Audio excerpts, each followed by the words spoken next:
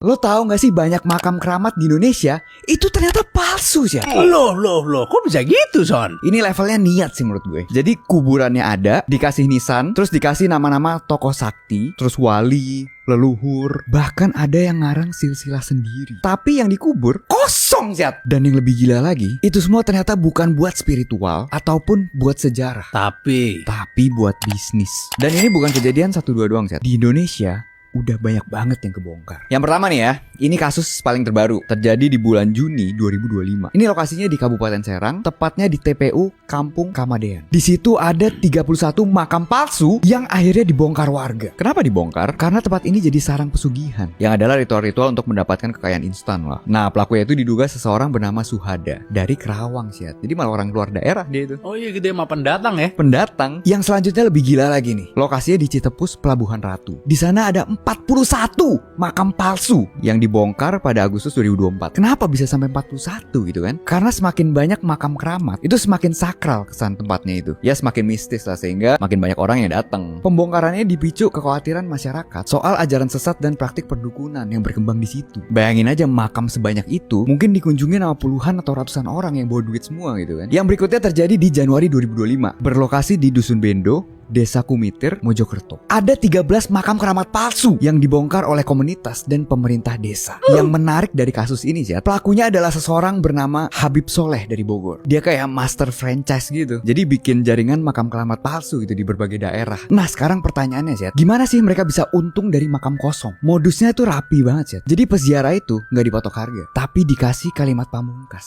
seikhlasnya aja. Dan justru itu yang bahaya sebenarnya. Karena orang kalau lagi kepepet malah bisa ngasih duit banyak banget. Lebih all in gitu kalau duitnya sedikit gitu. Iya, kayak nggak masalah udah kepepet kan. Aduh, udah pengen kaya, udah pengen ini, saat adalah tembak di mistis-mistis gitu kan. Ada juga jasa-jasa kayak buka aura rezeki, ada jalan khusus ritual juga. Bahkan di beberapa tempat itu mereka bisa bikin gua buatan atau ruang ritual gelap gitu. Nah, terus kenapa sih orang bisa percaya juga gitu? Ya sesimpel pemikiran kayak ya siapa tahu bener gitu. Harapan itu menjadi sebuah harapan. Iya, dan itu udah cukup juga. Karena ada fakta psikologi yang menarik ya. Manusia lebih mudah percaya justru pas mereka lagi kayak kepepet, depresi, atau lagi ngerasa mentok kayak gitu. Jadi pas logikanya mati, harapannya malah naik gitu loh. Alasan lain juga karena budaya ziarah di Jawa itu kan kuat banget. Dan itu gak salah juga. Ziarah itu kan tradisi yang panjang secara sejarah juga gitu. Tapi yang dimanfaatkan di sini sih adalah orang dengan literasi sejarah yang rendah. Terus juga nggak ada data valid tentang tokoh yang dimakamkan juga. Sama ya percaya cerita dari orang pinter.